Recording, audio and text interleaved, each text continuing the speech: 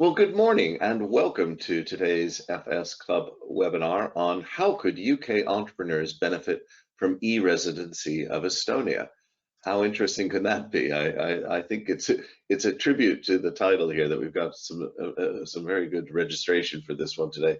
We're delighted to have dialing in from Tallinn in lovely Estonia, Ulane Villemets, who's the head of ecosystem development and partnerships e-residency. All this will be explained in a moment. Now, you'll know me, I'm Michael Mainelli. I am one of the directors of Zien, and I'm only able to introduce these webinars thanks to the tolerance and wide-ranging interests of our many sponsors in economics, finance, and technology. We really appreciate it. And this has been, I think, one of the most fascinating areas around the world has been the issues to do really with identity and residency and access.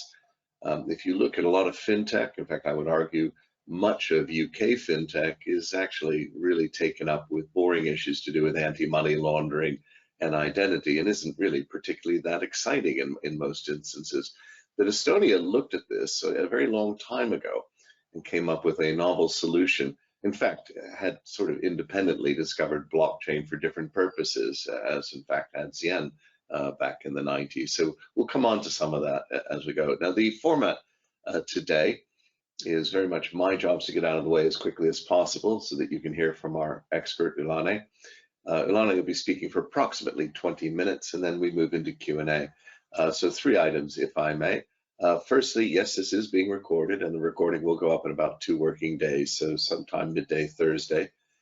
Secondly, the slides are available, and you can see them, and there's a lot written about e-residency, of course, online. And thirdly, how do you participate? Well, Ulane and I are here together on GoToWebinar, so please do use the GoToWebinar facility. We are not on Signal or WhatsApp or answering emails or text messaging. If you feed your comments, questions, and observations into the chat room here, I will make sure that they feed into the conversation with Ulane at 10:25. Further, she will be receiving all of your comments, questions, and observations with your email attached. If you want to get hold of her directly or inquire, please just go right ahead and say so, or tell her how wonderful she's been at presenting this space. Now, just before we start, we've got 2 polls today, and one of them's for me, but I thought in declaration of interest, I should at least point out that I too, in fact, have Estonian e-residency for the past 5 years. And one of my close acquaintances, Edward Lucas, was in fact the first person to get e-residency as a non-Estonian. We'll be learning more about that, but just to get a flavor of the audience's stand on this, would you mind telling us, where do you stand on Estonian e-residency? Have you taken it? Have you considered taking it? Or have you never considered taking it? Ulane, you'll find that our audience here is really quite opinionated and quick. So 3/4 of them have voted. And I think we're ready to just show the results there. And quite interestingly, 6% have taken e-residency. Nearly 40% have considered it, and 56% are here to be informed. So I think that at least gives you a flavor of the audience. You do have some out there, and that 6% does not include me, because we are not allowed to answer polls as presenters. So anybody who has taken e-residency, please do feel free to send in some comments about how you found it, so that we can feed those into the conversation later. Anyway, Ulane, the floor is very much yours. Well, thank you very much for inviting me. I'm very happy to be here and tell you a little bit about our program. I work for the Estonian government currently, but make no mistake, I am actually a former entrepreneur myself. So this topic for me is very close to my heart, talking about business, talking about how to do business more easily. So that's why I'm here today working for this program.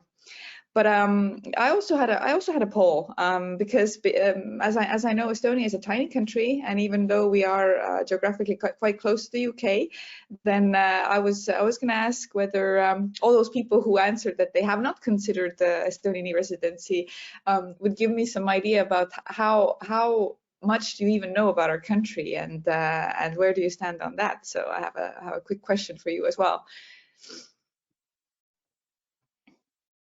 Great. So what do you know about Estonia, folks? Where is it? Eastern Europe, former Soviet Union, beautiful medieval capital of Tallinn, digitally enabled and a powerhouse, or something else? Great. And everybody's pretty much voted there, so we'll just have that. Well, it's interesting. I'm surprised. I thought most people would be on the first 2 or 3, but you clearly have a great reputation already, Ilane, for being a startup powerhouse of digital services. So hopefully I can spend a little less time on some of the points I wanted to cover today. So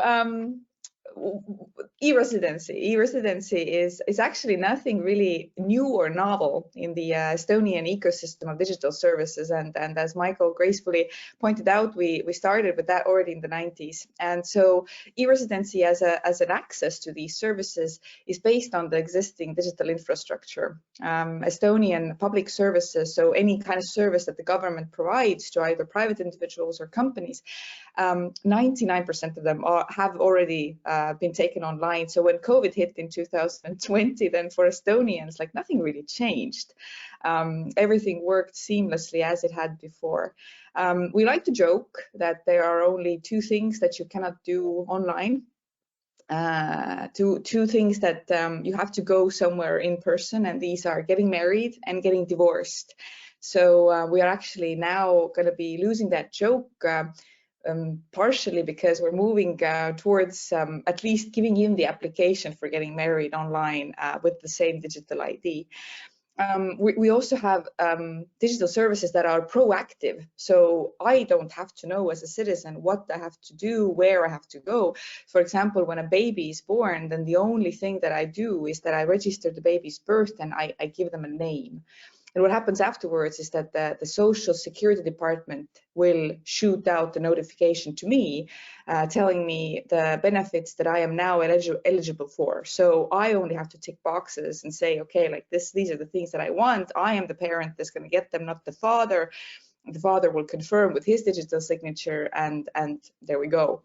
So we're talking about proactive services already today, not just digital access. And what's unique about it is that none of these services have a separate login. They are based all on the same exact digital ID. The citizens and the residents of Estonia, they have an ID card, which functions as a travel document as well. It's got their photo on there. But those that are non-residents, this is what their card looks like on this picture, held by my good colleague Mats. So the same digital ID works for everything in Estonia. And why the UK entrepreneurs might be interested in this is that to continue business seamlessly with the European single market, to be present in the European Union after Brexit, there are quite a few issues that I have personally heard from entrepreneurs over the last 2 years. And they are involved usually with something like movement of goods and services. It's not as easy as it used to be. I've spoken to a number of e-commerce companies, for example, who have gotten their goods stuck between the UK and EU because the things are not as straightforward anymore as they used to be. There are other regulatory barriers. There are also some tax challenges. So we've actually seen here, at least in Estonia, we've seen some of the UK brands leave the market because their prices had gone up so much that they been kicked out of, for example, supermarkets or stores. So there are different challenges, data protection issues. At least for now, I guess UK does most of the things that were stated in the GDPR rules, but it may diverge in the future and that it might create more red tape. I personally know a UK entrepreneur who has to do a lot of projects that are funded by the European Commission, and he said that him as a bidder for these projects, he gets lower scores because of this risk of data protection, for example. So there are a number of issues with UK entrepreneurs continuing their business within the European Union as they used to. So this is something where having a company in a country that is inside the European single market may actually solve some of these problems. And why start from Estonia, a country that may be more familiar to you maybe by its medieval red towers, is because we are actually a quite trusted and transparent business environment. And I think it's kind of a precedent among those former Soviet countries. Estonia has very low corruption, and I would count that at least partially on the digital services that we have, because it's really hard to bribe a computer. So whatever you have to do, having old services digital actually helps to keep the corruption low, to avoid situations where somebody is more in a more advantageous situation than somebody else. So it's a very transparent place to do business. I already mentioned the digital services. Another thing we score really high is our tax environment. And the tax environment has been rated 9 years in a row as the most competitive tax environment in the OECD. So Estonia has created something that's very advantageous for companies that are looking to grow. And we don't charge any corporate income tax from profits unless you pay them out as dividends. So it's something that really supports company growth. Until you keep growing and reinvesting profits, then you are not paying any corporate income tax. We have very highly educated human capital. I would even say too many people go to college here. And a very liberal labor market. So if you're looking to build a base, then hiring people is easy. Sorry to say that, but firing people is also quite easy in a sense. So a lot easier place where to do business and adapt to market changes than most of Western Europe, for example.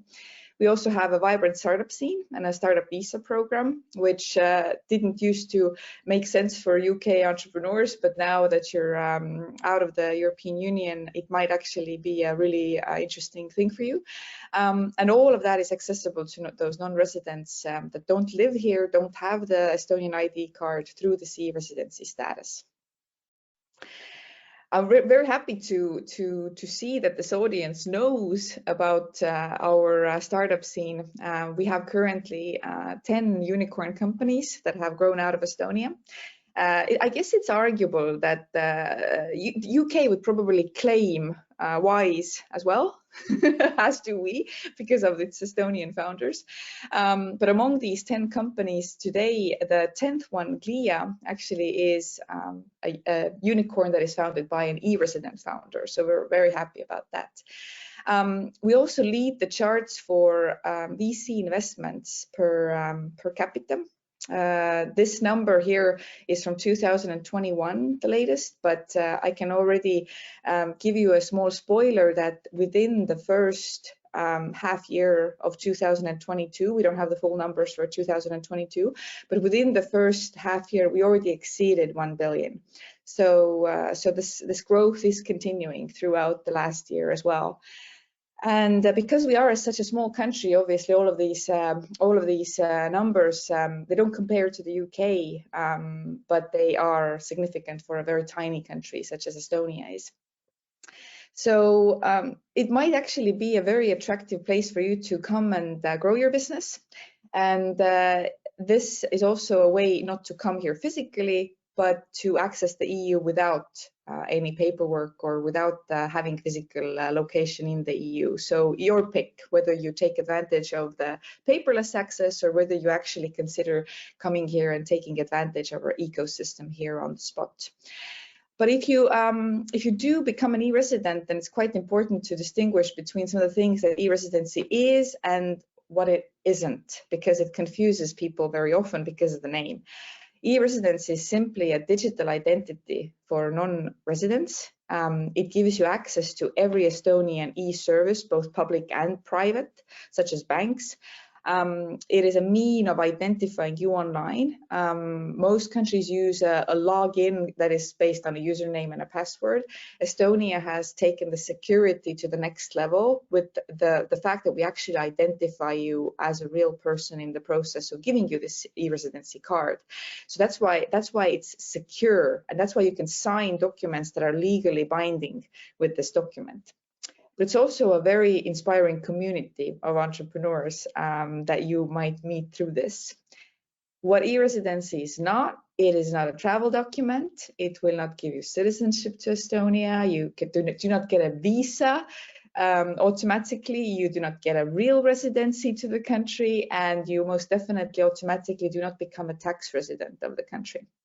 So these are some of the things that are confusing sometimes to people who hear about it. So once you have an e-residency card, and I'm not going to go into a whole lot of detail with the application process and things like that, because we do this in a 1 hour long monthly Q&A webinar anyway, which you're most welcome to join.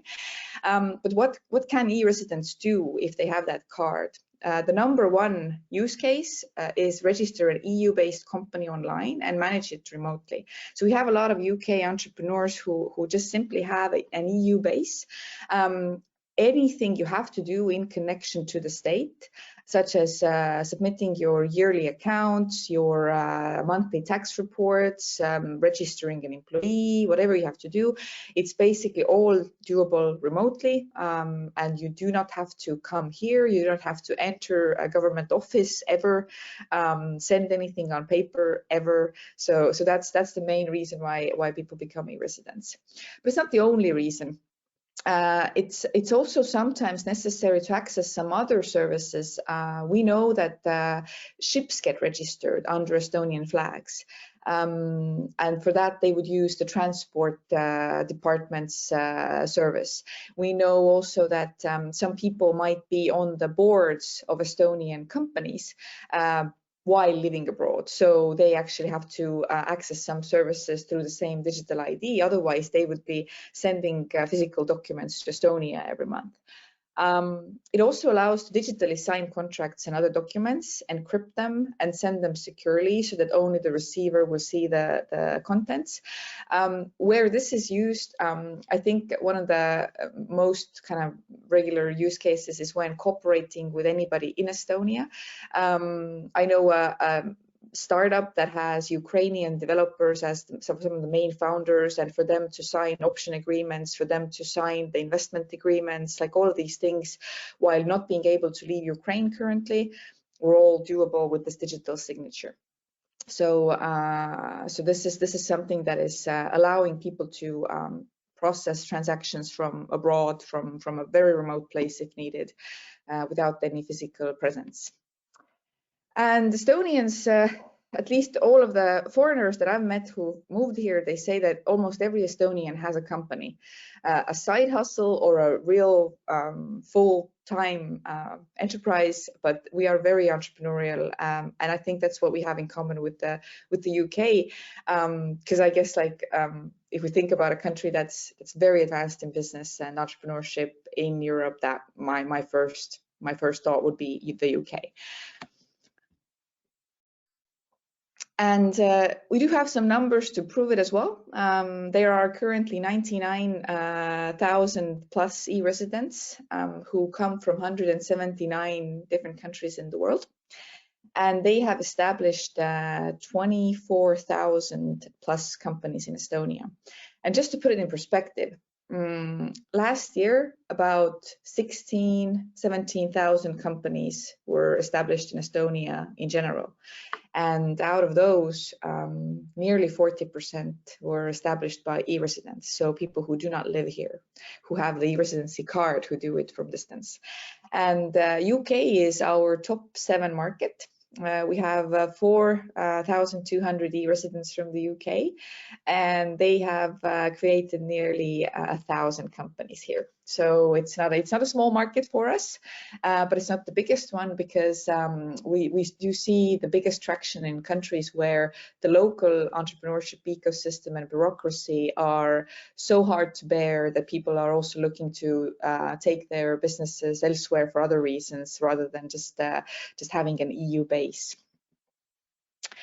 A couple of people that I personally know who are UK founders who are e-residents. Vicky Brock, she has a startup that is fighting illicit trade on the internet. And for her, she's a good example of somebody who first became an e-resident and then also became a resident of Estonia. But she founded her company through Estonia, mainly due to the fact that she also needed to stay within the EU framework.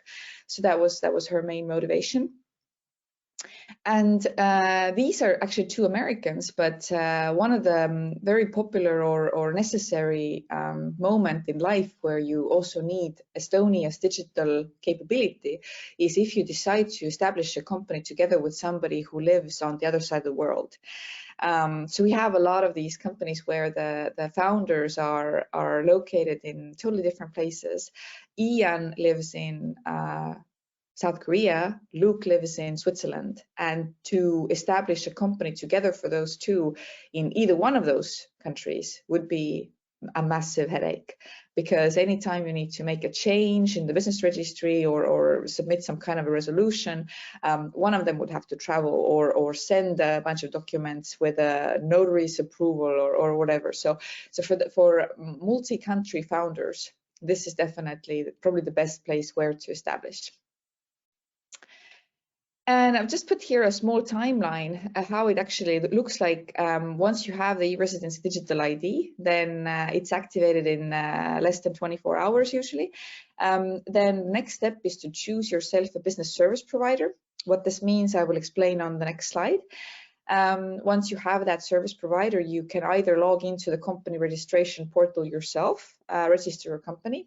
We did a stunt at the London Tech Week last June, where we put an e-resident on the stage, on the main stage of the opening morning of the London Tech Week, and attempted to break the world record of company establishment. And all together with going through the whole process online, getting the approval from the courts, having the company actually live in the registry, it took 15 minutes and 33 seconds. So that's a world record currently that we hold. Oddly enough, we also beat our own record, but that's how quick it is to do it yourself. But you can also go to that same business service provider and use their services. Some of them have built API connections to our business registry, which means that you do not have to even log into the real government website, but you do the whole thing through service providers UX basically. If your business activity requires any kind of license, then applying for those is also all online.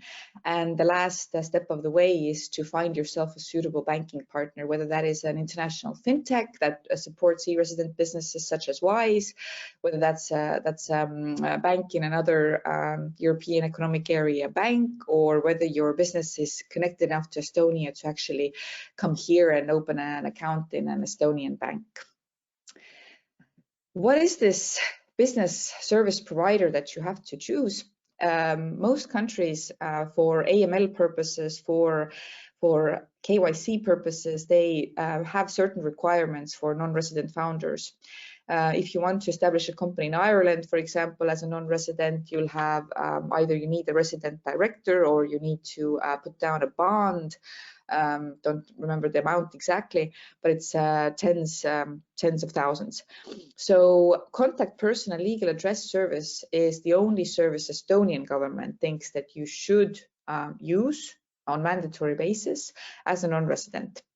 And this applies to you if your company founders are actually located in a foreign country. So you have to choose yourself a licensed representative, which is typically an accounting firm. The reason why they are licensed is that they follow the AML procedures. They know their customers. They collect the data about them as needed, and that address of that company is going to be the address of your company in Estonia. So you will have an Estonian address. the company contact person is not the same thing as a resident director. So it's a degree softer requirement than some other countries might have. And we, from our side, as the e-residency team, as the Estonian public sector, we provide different ways of support to companies that are looking to grow specifically in Estonia. So you get access to all Estonian and EU funds and grants through Estonia on the same basis as an Estonian company. You can take advantage of the startup ecosystem here. You can come here for a period of time yourself as a founder. You can easily bring employees from other countries to live in Estonia, to work in Estonia on the startup visa. We have a company list that showcases the Estonian e-resident companies, and we also have a very good support in terms of these service providers that we have vetted and checked the background of, so that you know who to choose from what we call a marketplace. So our marketplace lists all the licensed companies that we can honestly recommend as a government institution. And there's a number of corporate service providers here. There's a number of tax advisors here, banks, fintechs, everybody that has a good and ongoing cooperation with us as a program. And to finish off, I guess a question that I very often get is that, is it possible to register a company in Estonia without becoming an e-resident? Yes, it is. Like in any other country, you would normally either appoint somebody to represent you with the power of attorney, go to a notary yourself, travel here and do it yourself in the notary office. But why would you? That's the question. So that's the thing with Estonia, is that there is a digital ID. It's equal to identifying you by showing your passport and a photo. Then why would you do that any other way? So this is how we do it, at least around here. And I'll leave this slide on. There's a number of ways you can keep in touch with me or us. We do monthly webinars every month where we explain the application process in a lot of detail. I personally advise entrepreneurs who have a very specific plan to find the base for their EU company. Then I do personal advisory over video calls. So you are welcome to either book a call with me, or you join us via the newsletter, or join our monthly Q&A, whichever works best for you. And I'm happy to answer all questions that you have on this topic. Back to Michael. Thank you, Ilana. That was superb. Really nice and succinct. And I must say, this was not selling this myself, or I like the company so much. I bought the razors or whatever, but it is a very straightforward process. I would also caution people, it's not necessarily a swift one. If you want to do it, you should set up and get it done, because it is quite thorough, and you do have to go and collect things at the embassy, and they do check your identity and all things you would in fact expect a responsible system to do. So there you go. So get started if you want to pursue this. Meanwhile, a few questions for you, Ilana. We spoke just before we got going, but are other jurisdictions offering similar services? They are. There's a number of countries that have followed suit. For example, Lithuania, right, 2 countries below us, has established itself as a quite attractive place for fintechs, for example, to establish. They do have an e-residency program. We have a few active e-residents that have tried it out, and they say that you have to go to the country physically twice to apply and to pick it up, and it's not fully functional. You cannot start a company with it yet, so there's a lot of problems with it. Portugal has one. They've been talking about launching it. They've been collecting leads on people who are interested in the Portuguese e-residency. It's still not fully functional because I guess it lacks political support in the country, and there's a number of other countries that have something similar with different purposes, but something that is so connected with the existing infrastructure, I think only we have. Thank you. Yeah, to me, one of the intriguing things about using this has been, and I'm not a heavy user, but it has been our ability as a UK company to have a European presence, to have a bank account, and basically be able to do business in Europe as an EU as an EU entity, which has been enormously helpful. Good. Hugh Purser would like to ask, and this is something I hadn't anticipated, but I guess given the conflict in the Ukraine and Russia, I should have. Is the digital economy of Estonia considered part of the country's security strategy? It sounds like a great deal of activity could continue even in the event of external threats. Yes, that's actually, and unlike you, Michael, I was expecting this question, because this is something that we have been a few steps ahead for years, because back in, was it 2006 or 7, the first cyber attack towards a country from the territory of another country took place from Russia to Estonia. So we have already actually been through a situation where our government websites were under targeted cyber attacks from Russia. And even though Estonia has since improved the capability of protecting itself tremendously, we took our data to Luxembourg for a data embassy. So we back it up in Luxembourg. We created a NATO cybersecurity base here in Tallinn because we have this experience and we have the specialists for this. So I would say that thanks to the fact that we are digital, our country is actually more resilient to, in many situations, because life can go on without much difference, even if the everyday situation is a little bit different. So in that sense, I would say that it's definitely a part of our bigger security and safety kind of strategy that we're all digital. Great. Well, thank you, Hugh. What, in your opinion, Ilana, is the next sort of stage of development? Where do you go? It seems like a complete product, but surely you guys have got strategies of things that you want to do or add to it or whatever. Yeah, so I think that the seamless and proactive services, they are not yet fully implemented in all of the fields, definitely. So they are present in a lot of the individual level services, but we want to make the business services as well proactive, so that the government prompts you when you have to do something instead of you knowing and keeping track and making reminders for yourself for certain times. So we definitely want to develop this further. There's a number of different other initiatives that are being invested into. The bringing ships under Estonian flag is one, to name a few. We are also developing cross-border cooperation with other countries. For example, you can use Estonian digital prescriptions for prescription medicine in Finland as well. So we have, like, between those two countries a joint system. So there's a number of things that can be developed further. Wow, sounds exciting and interesting, indeed. Any plans to extend into the intellectual property space, or?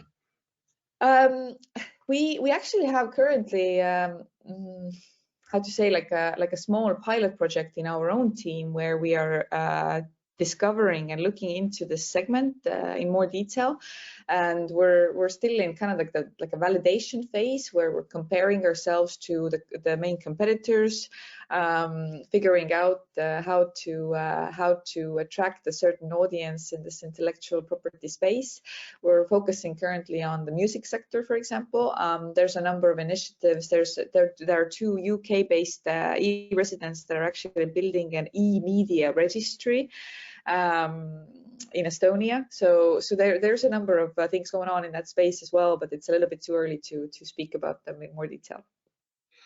A system like this would seem to me very useful for software developers. Oddly, we were developing a system in Singapore for trading about 5 years ago, and what made the system really easy for us to develop was the fact that both the corporate and the individual identity systems are effectively done as APIs. So going back to my opening comment about where the effort goes in fintech, which seems to be so much into identity, do you offer this as sort of an API service for developers? Yeah, so our system is built in a way where where there is always a private individual that has to prove their identity to be able to do transactions in the name of the legal entity. But on the API side, I think what's really interesting that I've been working on is convincing and bringing company registration service providers to Estonia, which would connect to our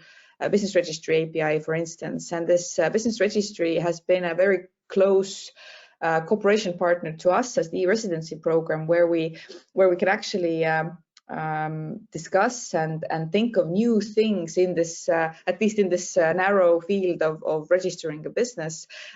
What other API-based services could we develop based on that? So I've been more kind of involved in this very like narrow sector of API services. Okay. Rupert Stubbs is curious, are you familiar with Balaji Srinivasan's push for a digital network state? And if so, do you see this as potential competition in your space? I'm not familiar with that. Would love to know more. I'll mark this question down for myself to go and look into it later. Yeah, well, there's certainly been a lot of talk about the kind of the virtual state over the years, that's for sure. But yes, good. Michael Shapiro is the master of the world traders, and in fact, he is leading a team of 50 to Tallinn in June this year, I believe. And he's asking, do you see e-residency as the future for pan-global entrepreneurs and their startups? From what you say, this is very user-friendly. And I wonder why more countries and more people aren't using it. I think it's about, I guess it's about the awareness, right? Like we are a small country, a small program that has a great offering, but you know, it takes time and it takes also a lot of money to be internationally famous. Although we do get a lot of good press about it as well. In my opinion, like the main global mission that we have as Estonia's business services and digital ID is to actually force other countries to also compete and improve their digital services to the extent where life becomes less bureaucratic for everyone around the world, not just be a leader in the space ourselves, but to set the benchmark or to set the standards so high that other countries are forced to start developing further to keep up. Mm-hmm. And possibly two questions here related to Michael's. I mean, when people look at it and decide not to participate, what's the biggest reason? I think there's a lot of there is a barrier. The barrier is the fact that if you are only doing business as a side hustle or a kind of a gig economy kind of thing, then I mean, there are always costs involved, right? Like you have to keep up this contract with a service provider in Estonia and to renew your document every 5 years to be able to access the services. So there's a minimum level of revenue or where it makes sense to actually go through this process or go through this whole thing to be any resident. And I think there's a lot of misunderstanding in this lower end where people actually think that there's a super easy solution for somebody who is only like billing for like 1,000 euros a month, which is clearly not enough to make that effort, make that investment. So we're actually waiting for or welcoming more, like, how to say, companies that are oriented to growth rather than those that are focused on their side hustles. Because also tax-wise, you will benefit the most from Estonia if you build a real company with real presence here in the country, because then you've become a full taxpayer here in the country instead of the UK, and this is something that is actually allowing you to win more. So the value proposition is better the bigger the company is. So in that sense, I think that's the lower end is where there's a lot of like okay, like, oh, like I didn't realize it was that much hassle for something like this is, and where I think it's self-selection, and it should be like that not everybody becomes an e-resident. And amongst people, I mean, surely there are complaints. What are some of the biggest areas of complaint?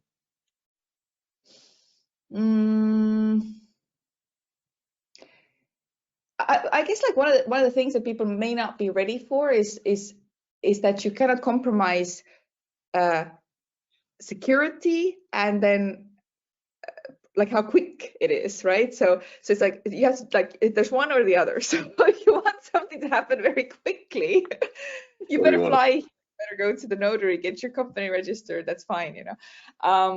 But if you want the secure digital ID, there is a background check. There's a period of time that our police and border guard takes to actually decide on whether to issue the document to you or not. So that's one thing that maybe is like a little bit. You know, like, oh, like, but I thought it was going to be all instant, but it's not instant, because it's that digital ID is the basis for everything else you do, and that's what gives it legal power. That you can actually like say that this signature is real, this is the real person. It's not some DocuSign or whatever program on the internet where you don't know who was the person on the other side. So that's I think that's one confusion point. And I guess the tax residency and tax questions definitely are the other one, where people naively think that just by registering an entity in Estonia will make them a full-fledged taxpayer on the Estonian basis, which it doesn't. So you have to actually still be able, according to international tax laws and rules, to be able to prove that your business takes place mainly through here rather than some other country. So it's a competition between countries for your tax money, and naturally nobody wants to give it up. Very good. Well, actually, I think I was alluding to that myself. That, you know, you got to get started. It is a rigorous process, which is what you want. I also applaud the idea of a little bit more competition amongst governments for our monies and our services. Just one thing, in discussions that I've had over the last 4 or 5 years since becoming familiar with the system, when I've been having discussions with what I might call smaller nations, well, maybe not smaller than Estonia, but small nations that have not got the best reputations, I have said to them that if they really wanted to do something quickly, they should team with Estonia, where you're providing the rigor of an identity system rather than trying to set up a new one of their own. Have you got joint ventures with other nations? We're currently actually, we have one proposal that came to us just very recently by a German, like, I think it's a county level thing where they're looking into like trying to use our digital signature in order to do some procedure. We haven't gone further with it. We just received it like last week or something. So there are initiatives where countries or representatives of smaller municipalities or you know, cities turn to us and try and figure out how they could use this for their benefit. But I think one of the main things we can export to other countries is the architecture of how our digital services interact, what's called the X road, what is the data exchange process that is the basis for everything that works in Estonia.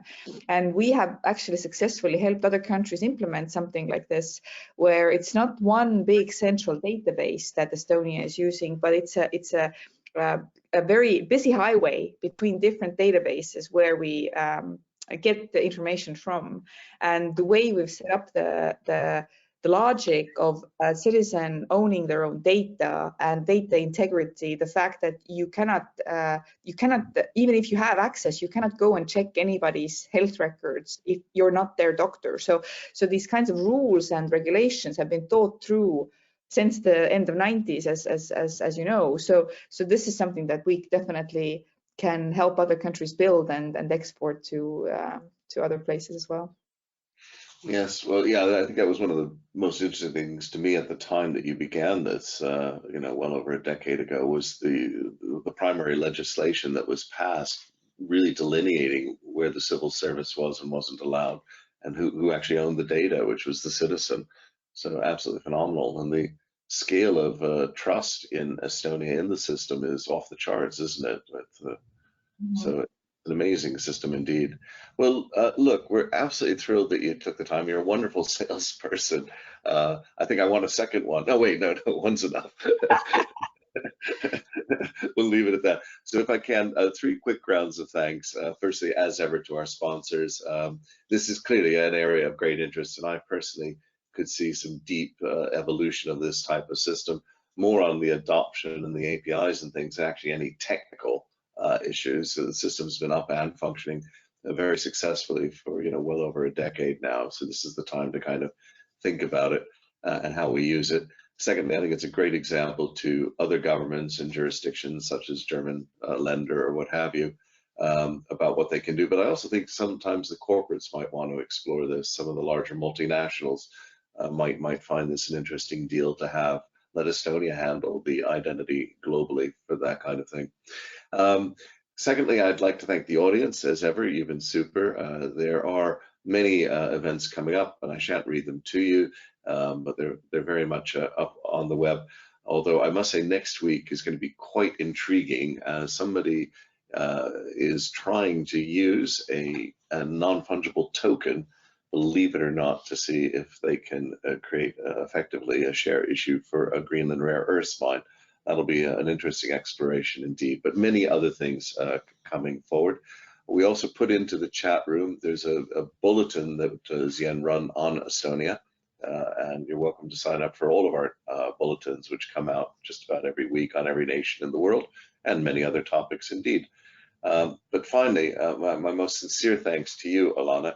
I do actually have to renew this because I've hit my 5-year mark, and I've got a bunch of paperwork to do this week to prove to your border police that I'm still a valid person. But I have found it worth it, and I've certainly found today's webinar worth it. Thank you very much. Well, reach out if you need any help with your renewal application, and I will do my best to help you. Super. Take care all.